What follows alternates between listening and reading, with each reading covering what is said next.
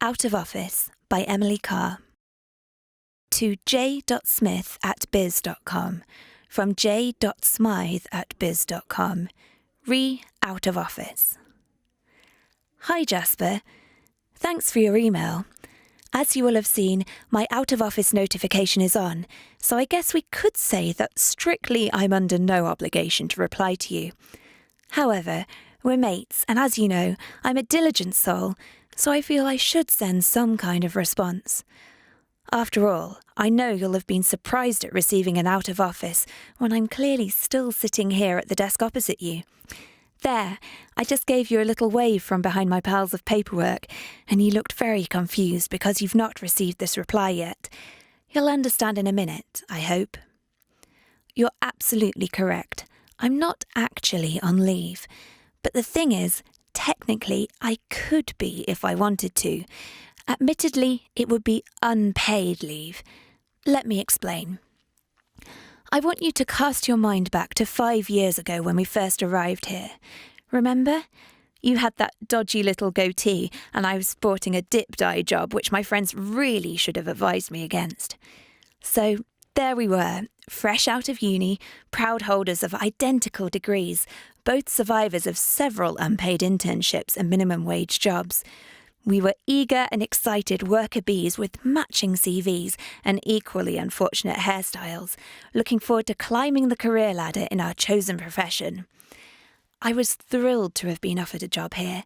I couldn't believe my luck in getting my dream role just months after graduating. When we were being given the induction on our first day, you confessed you were just as thrilled. The boss settled us down at these 2 desks. Identical chairs, matching laptops, the same kind of drawers lurking underneath for us to bash our unwary knees on. We struggled our way through the same mandatory online training, both groaned at being quizzed on the company's policy on everything from recycling to refusing bribes. And then, at last, we got started on some actual work.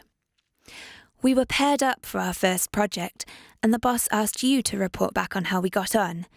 I was sneakily a little bit relieved about that, because my first impression of our illustrious leader was that he was pretty scary with his staccato speech and no-nonsense glares. By project number 2, we'd both found our feet at the firm.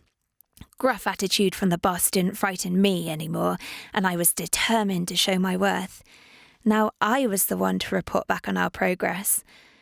I noticed that this time, though, you also got summoned into the meetings and asked for your input. I didn't mind. We were both contributors, and I was pleased we were making an impact on the powers that be with our hard graft. We continued this way for a while, project after project, taking it in turns to be the leader. But I started to get a niggling feeling at the back of my mind. It wasn't something that I could exactly put my finger on, just this sense that in order to make the same impression as you, I had to run, while you got away with strolling. I told myself I was being silly and oversensitive. Of course I was valued as much as you.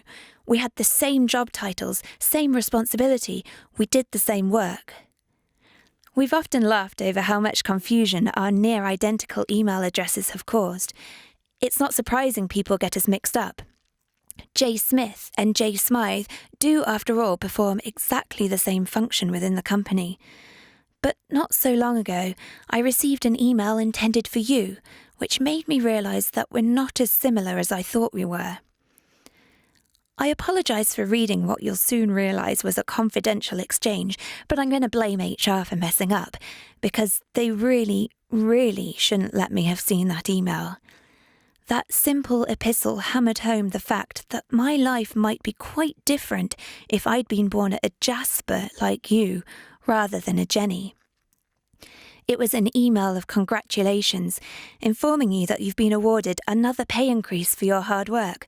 Well done, by the way. I agree that you totally deserve it.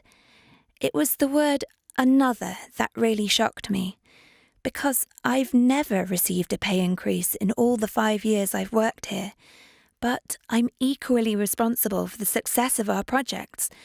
I got the same development review rating as you, and without wishing to sound like I'm blowing my own trumpet, My name was also on that industry award we won this summer. I scrolled further down, and again, I'm sorry that I'm now privy to deeply personal information about you, but I made another disappointing discovery. Way back on that day when we both started here, even then we weren't as identical as I thought we were. Your pay packet was fatter than mine. So I've done a few sums, and I realised that from today, that's the 3rd of November in case you weren't sure, I'm essentially working for free. Hence my little protest against the system with my out of office. All things being equal, I should be starting on that new project this afternoon, but as they aren't, I think I might pop home early. Why not? I'm on my time now, and actually, it feels quite liberating. See you tomorrow. Maybe. Jenny.